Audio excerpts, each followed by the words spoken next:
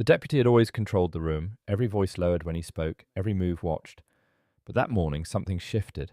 A man he thought he could quietly pressure didn't react the way he expected, and a silent observer in the back of the room didn't look away. By the time the doors opened again, the authority everyone trusted felt strangely fragile. And for the first time, the deputy didn't seem in control at all. Who was really watching him that whole time? Before this story unfolds, like and subscribe to Court of Kramer, where hidden truth rises, power falls, and justice always finds its voice. The room was already half full when the deputy walked in, the quiet hum of low conversation settling into a practiced silence, chairs lined up in perfect rows, uniforms pressed, eyes forward. So roll call always followed the same rhythm. Names, assignments, reminders, nothing unexpected, nothing out of place. At the front, the deputy moved with the ease of someone used to being listened to. His voice wasn't loud, but it didn't need to be. It carried authority in a way that made people sit a little straighter, glance up a little quicker. No one questioned him, not here. Still, something felt slightly off. It was subtle, easy to miss if you weren't paying attention. A pause that lingered just a second too long. A glance that didn't quite match the tone of his words. Most wouldn't notice it at all, but a few did. They shifted quietly in their seats, exchanging brief looks they quickly pulled back from. Nothing said out loud, nothing that could be pointed to. The deputy continued as usual, flipping through his notes. I'm calling out assignments like every other morning, except this time his attention didn't move evenly across the room. It kept returning to one person. He sat 3 rows back, not trying to stand out, not trying to disappear either, just present. His uniform was as neat as anyone else's, posture steady, eyes forward. If anything, he looked more prepared than most, like someone who took the job seriously, even on mornings like this. The deputy called his name once, nothing unusual about that. Then again, this time with a slight edge, as if something hadn't been answered properly, even though it had. A few heads turned just for a second, then faced forward again. The man responded calmly, voice even, respectful, no hesitation, no attitude, just clarity, but it didn't seem to settle anything. The deputy's attention lingered, questions coming that didn't quite fit the flow of roll call, small things, technical things, the kind that could sound routine, unless you noticed they weren't being asked to anyone else. The room stayed quiet, too quiet. There was no clear accusation, no raised voice, just a steady, controlled pressure that didn't match the situation. It hovered in the air, difficult to name, but impossible to ignore once you felt it.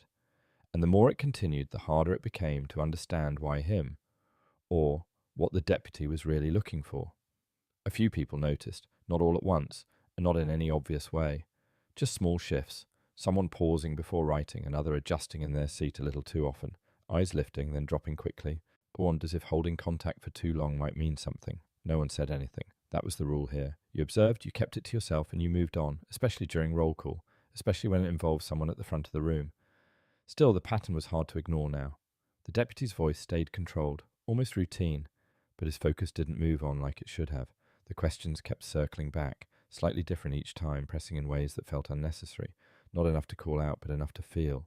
One officer in the corner shifted, glancing briefly toward the man being questioned, then toward the deputy. His jaw tightened, but he said nothing. Another looked down, flipping a page that didn't need flipping. The room stayed disciplined, still, quiet. But the silence didn't feel normal anymore. It felt held, like everyone was waiting for something to happen, even if no one wanted to be the one to react first. And slowly, without announcement, the tone of the room began to change. The deputy's tone didn't rise, but it sharpened. He stopped moving through the list altogether, letting the rest of the room sit in quiet suspension while he focused on a single thread. Papers in his hand shifted, though he wasn't reading them anymore. His attention was fixed. Let's go over that again, he said, even though it had already been covered. The man answered, just as steady as before. Still, the deputy tilted his head slightly, as if something about the response didn't sit right with him. He asked for clarification, then clarification on the clarification. So each question sounded reasonable on its own. Together they felt excessive. No one else was being held like this. Assignments were delayed, names skipped, the usual order of things quietly set aside. It wasn't announced, but it was clear. This had stopped being routine. A few officers shifted again, slower this time. The deputy stepped a little closer, not enough to break any rule, but enough to change the space between them. His authority filled the gap, subtle but undeniable. You understand what I'm asking, right? It wasn't really a question. And for the first time the room felt the weight of something that no longer looked procedural. He didn't rush his answer. He took a breath first, not deep enough to draw attention, just enough to stay measured. When he spoke, his tone remained steady, respectful. Was exactly what the moment required. No edge, no hesitation. I understand, sir. It should have been enough. He explained again carefully, choosing his words with precision. Nothing defensive, nothing extra, just the facts, laid out plainly. The kind of response that usually ended a line of questioning, not extended it. But the deputy didn't move on. There was a pause, longer this time. Not silence exactly, more like a held space, as if something invisible was being tested. The man stayed still under it. He didn't shift in his seat, didn't look around. His focus stayed forward even as the pressure tightened in small, controlled ways. It showed in the slight delay before his next answer, in the way his voice lowered just a fraction to keep it even. Anyone else might have pushed back by now. He didn't. And that restraint made the moment heavier, not lighter, because the more composed he remained, the more it revealed something unspoken in the exchange, something that was no longer about the question at all. No one interrupted. Even as the exchange stretched past what anyone would call normal, the room held its silence. A few officers shifted in their chairs again, slower now, more deliberate. One cleared his throat quietly, then seemed to regret it immediately.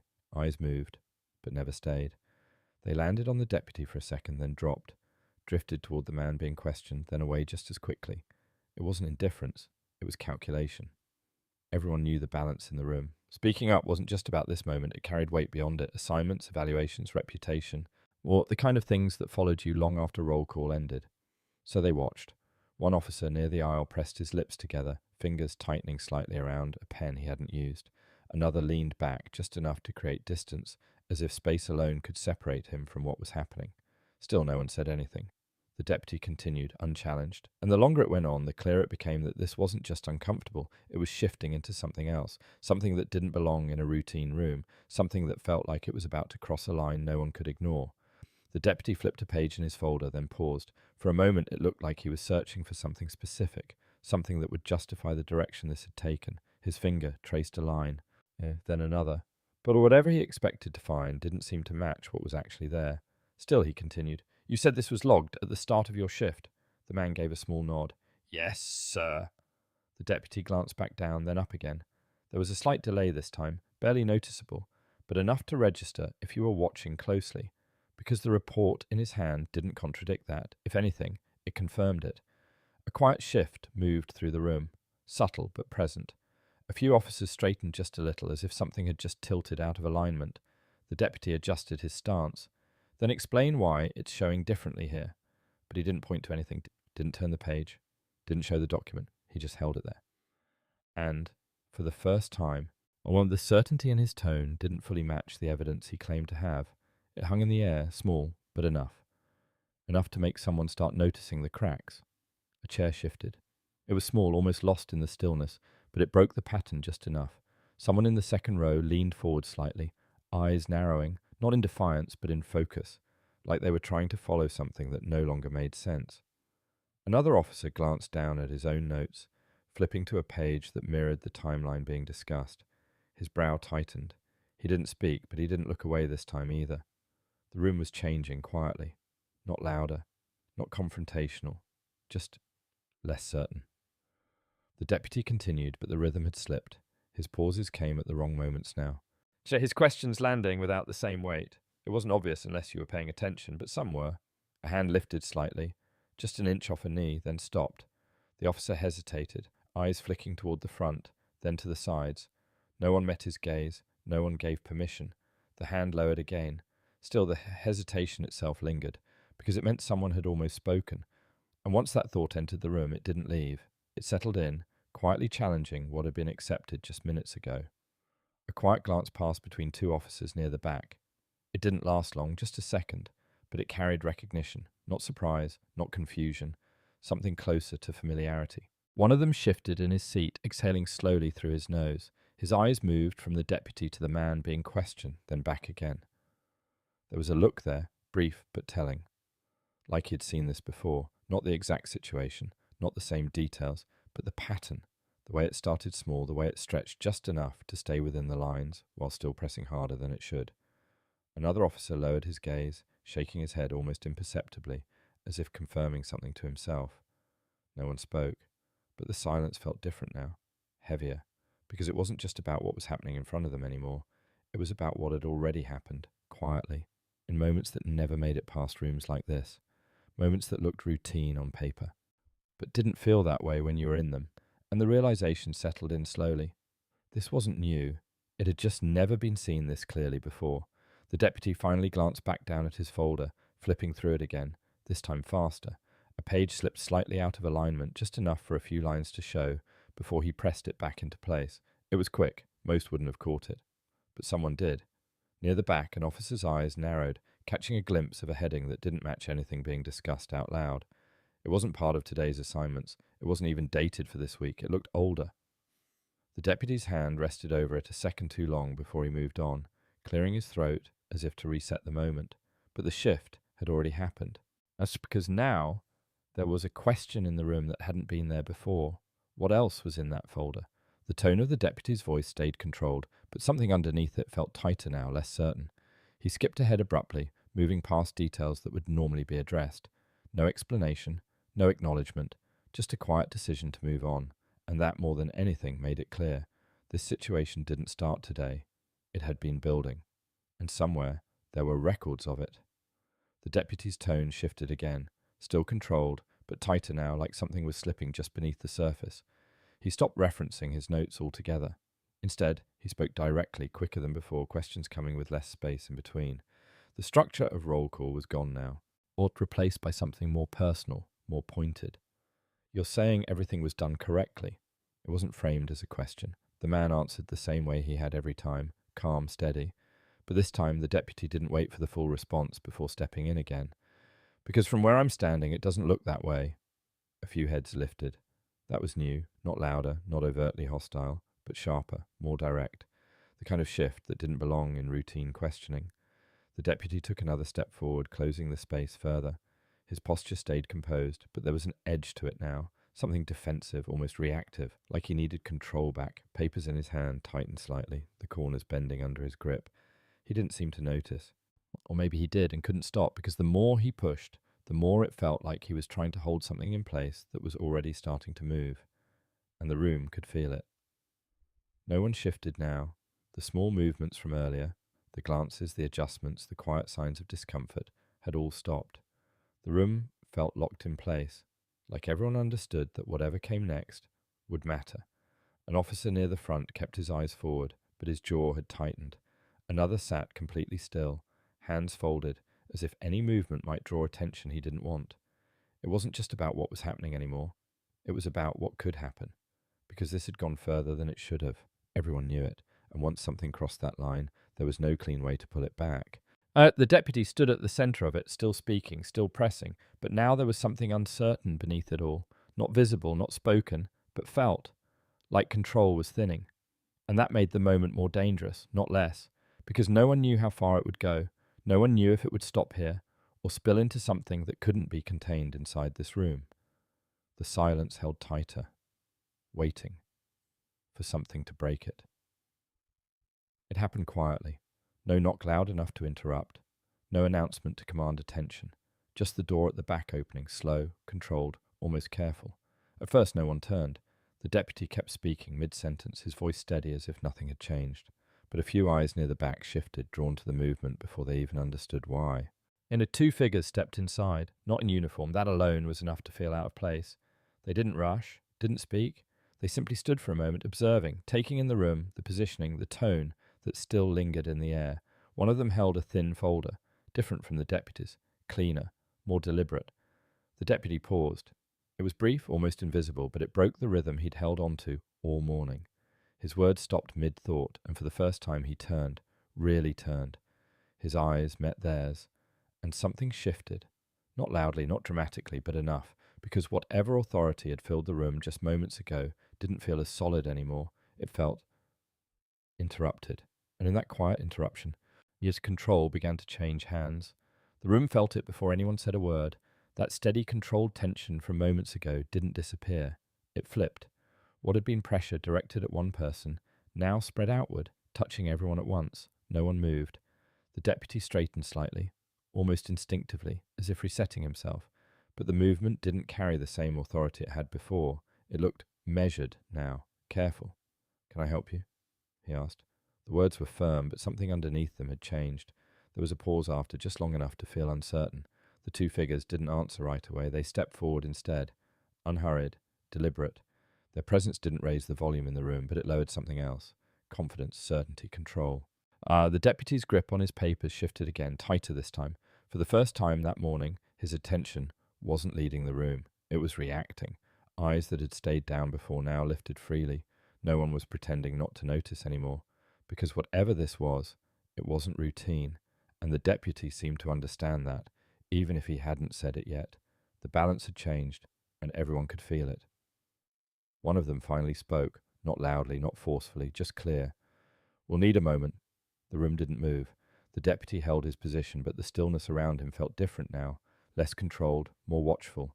His eyes stayed on them, searching for something that hadn't been offered yet. The second figure stepped forward slightly, opening the folder just enough to reveal a badge clipped inside. Not local, federal. No one reacted out loud, but the shift was immediate, because this wasn't internal anymore. This wasn't something that could be redirected, minimized, or handled quietly behind closed doors. Whatever had been building, whatever had been kept inside rooms like this, had reached beyond it. The deputy's posture held, but it didn't settle. "Is there an issue?" he asked. Again, the question didn't land the same way. The response came calmly. "We're here regarding a pattern." That word stayed in the air longer than anything else. Pattern. It connected things no one had said out loud, and in that moment, it became clear. This wasn't about today. This was about everything that led to it, and now it was being looked at closely. The folder opened fully this time, not rushed, not dramatic, just deliberate. Inside were documents arranged with a precision that didn't leave room for interpretation. Tabs marked dates. Notes were clipped beside reports. Each page looked like it had been placed there for a reason. One of the agents stepped closer to the front, placing the folder on the table without asking. "We'll start here." He turned the first page outward. It wasn't unfamiliar, at least not to everyone. A few officers recognized the format immediately. Internal logs, incident reports, timestamps, the kind of records that rarely left the department once filed, but these had been pulled together, compared, aligned. Another page followed, then another, different dates, different situations. But the structure repeated in a way that didn't feel random anymore. The same name appeared more than once, the same tone in the language, the same pattern in how events were described and how they escalated. No one spoke. They didn't need to, because the details were clear enough on their own. And for the first time, what had felt isolated started to look connected. Another page turned, then another. Each one added something that didn't stand alone anymore. Different names, different shifts, different circumstances, but the structure held. The same type of questioning, the same unnecessary escalation, the same quiet pressure applied just enough to stay within policy, but not within fairness. The room felt it. This wasn't a single moment stretched too far. It was a series. One agent tapped her section lightly, not to emphasize, just to guide attention. 3 separate incidents, he said, voice steady, all initiated under similar conditions, all ending with internal notes that don't match the recorded timelines. No one needed clarification, because the pattern was becoming visible in a way it hadn't been before. Not scattered, not isolated, lined up, intentional. The deputy didn't speak. He stood still, eyes on the documents, but not engaging with them, not correcting, not interrupting. And that silence carried more weight than anything he could have said, because the more the pages connected, the less room there was for explanation. What once looked like isolated decisions now looked like something repeated, something chosen, something that had gone unchallenged for far too long. The room didn't feel the same anymore. What had once been quiet, out of caution, was now quiet for a different reason. People weren't avoiding eye contact, they were holding it, watching the pages, watching the agents, and more than anything, watching the deputy. The shift was subtle but undeniable. One officer, who had stayed still earlier, now leaned forward slightly, no longer hiding his focus. Another let his arms rest openly instead of folded tight, as if something had loosened. Across the room, a glance finally held between 2 people, this time without pulling away, because now there was something to stand on. The man who had been questioned sat the same as before, composed, steady, but the pressure around him had changed. It wasn't directed at him anymore. It had moved, and everyone could feel where it had landed. The deputy remained at the front, but the space around him no longer felt controlled. It felt exposed, measured. For the first time, the room wasn't waiting on him. It was waiting on what came next. And that silence, clearer now, more grounded, began to point in one direction, toward answers he hadn't yet given. The agent didn't raise his voice. He didn't need to. He closed the folder halfway, just enough to hold the place, then looked directly at the deputy, not with urgency, not with accusation, but with clarity. "Can you walk us through your decision-making here?"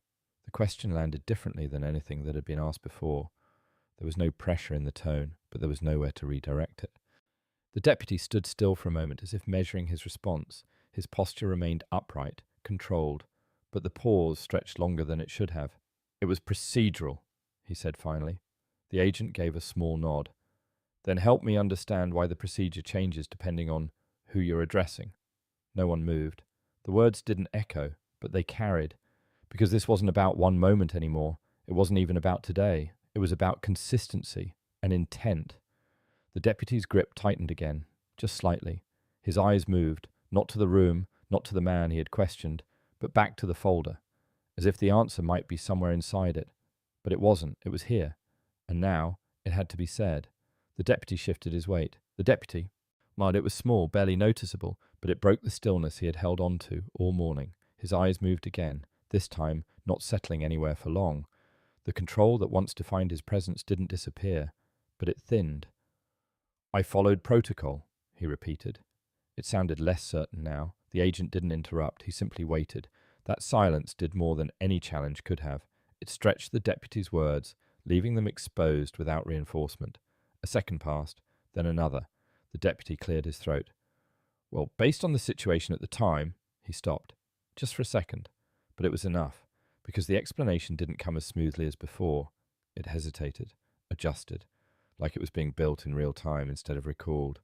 Across the room, someone exhaled quietly. Another officer leaned back, watching without hiding it now. The deputy's posture stayed upright, but it no longer filled the space. It occupied it, and that difference was clear. For the first time, he wasn't leading the moment. He was trying to keep up with it, and the more he spoke, the more it showed. The agent didn't turn right away. He let the silence sit for a moment longer, then glanced toward the room, not broadly, not dramatically, just enough to shift the focus outward. "If anyone else can clarify," he said, calm and open, "now would be the time." For a second, no one moved. Then a chair creaked. The officer from the second row, the one who had almost spoken earlier, lifted his head. His hand didn't hesitate this time. It didn't happen the way it's being described. His voice was steady. Well, not loud, just clear. Another pause, then someone else spoke from the side. "The log matches what he said." A third voice followed, quieter but firm. It was routine until it wasn't. The room shifted again, not in noise but in weight, because now it wasn't just documents, it wasn't just interpretation, it was confirmation. Different voices, same direction. The deputy didn't interrupt, he didn't respond. And that absence where authority used to be said more than anything else, because once the room started speaking, it didn't return to silence the same way, and what had been questioned quietly before was now being stated out loud. The agent closed the folder, not abruptly, just with a quiet finality that felt different from everything before it. Again, he looked at the deputy for a moment and spoke in the same calm tone he had used all along. "Based on what we've reviewed, this will be moving forward." There was no announcement of what that meant in full, not yet, but the language was clear enough. This wasn't staying in the room. Another agent stepped closer, producing a document already prepared. It wasn't filled out here. It hadn't been created in response to this moment. It had been ready. "We'll need you to step aside." The deputy didn't move immediately. For a brief second, the space held, like something was deciding whether to resist or accept what was happening. Then slowly, he complied. No protest, no argument, just a shift. And that shift carried weight. Because it marked the first time that morning his authority didn't shape the outcome. It followed it. Around the room, no one spoke. But the silence no longer felt uncertain. It felt settled, like something that had been building for a long time had finally reached its point. No one rushed to fill the silence. The room remained still, but not in the same way it had earlier. This time it wasn't restraint, it was processing. The kind that settles in slowly as people begin to understand what just unfolded in front of them. A few officers exchanged looks, not quickly this time, not hidden. There was weight behind them, recognition. Because this wasn't just about one deputy anymore, it reached further than that. The agents didn't speak to the room directly, but their presence said enough. Notes were taken, and our names were quietly acknowledged. The structure that once felt internal now seemed open to something beyond it. One officer sat back, exhaling slowly, as if releasing something he had held on to longer than he realized. Another looked down at the same notes he had reviewed earlier, but now they read differently, not routine, not harmless. The department in that moment felt exposed in a way it hadn't before, not loudly, not publicly, but clearly. And that clarity carried its own weight, because once something is seen this plainly, it doesn't return to how it was before. It changes what people notice next. The deputy stood off to the side now, not at the front, not leading, just present. The shift in position was simple, but it changed everything. No one looked to him for direction anymore. He said no one waited for his voice to guide the room. The space he once filled so easily now moved around him without pause. His hands, still holding the same papers, had loosened. The edges no longer bent under pressure. They just rested there, unused. He didn't speak, didn't correct anything, didn't reassert control, because there was nothing left to hold on to in the way he had before. The agents continued their work quietly, and the room followed that rhythm instead. A different kind of order, one that didn't depend on him. For a moment, he looked toward the center of the room, as if expecting something familiar to return. It didn't, and that absence was clear. Not loud, not dramatic, just final in a quiet way, because authority doesn't always leave with a confrontation. Sometimes, yet it fades the moment it's no longer believed in, and in that room, it was gone, leaving behind something that felt like the beginning of an ending. He didn't move right away. Even after the room had shifted, after the attention had moved elsewhere, he remained seated, hands still, posture unchanged.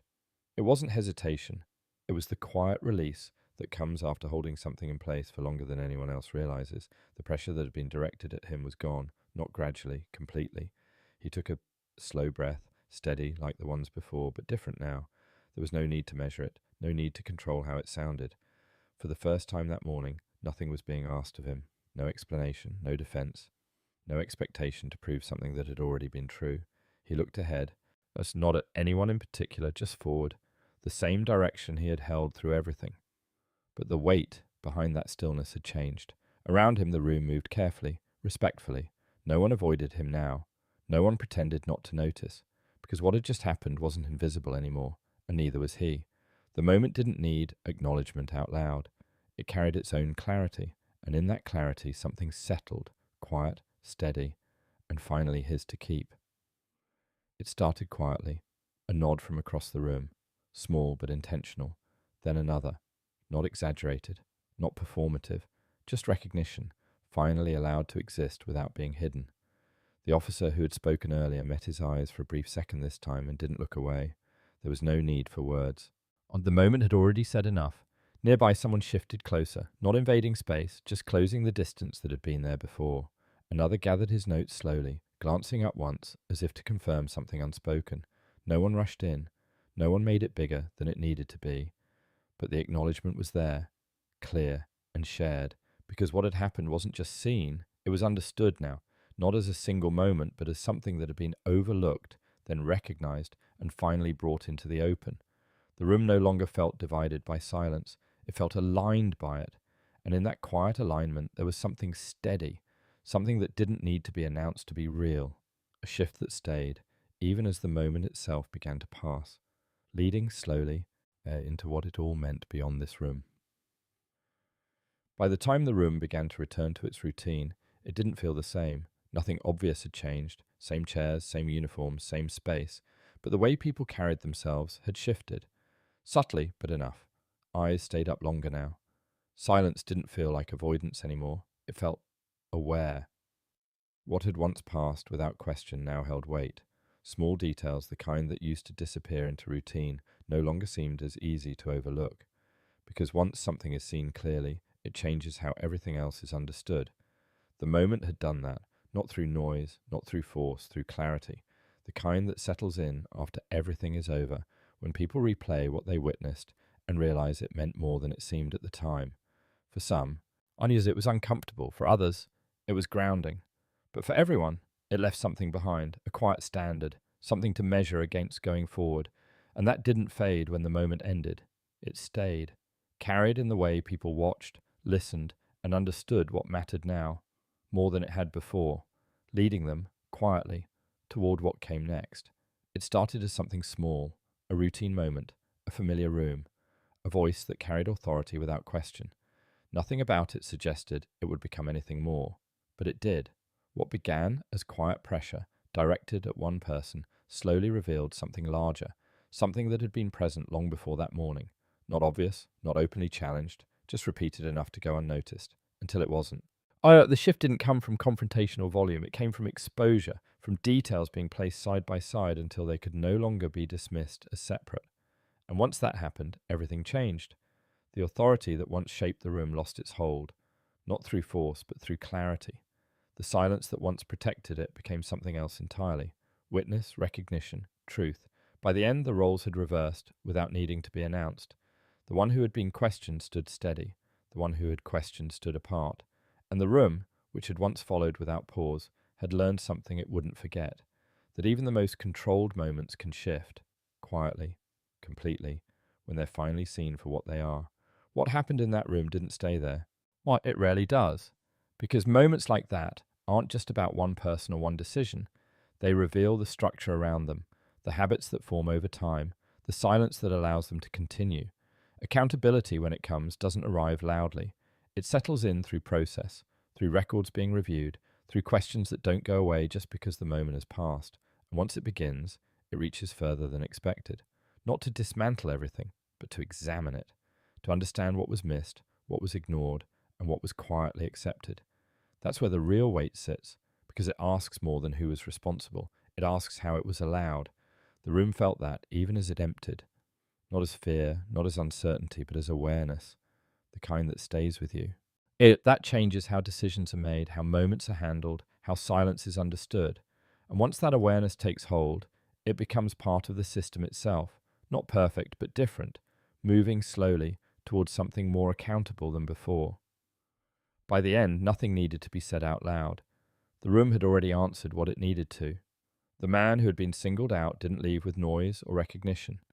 He stood, gathered what was his, and walked out the same way he had come in, steady, composed, unchanged in the ways that mattered.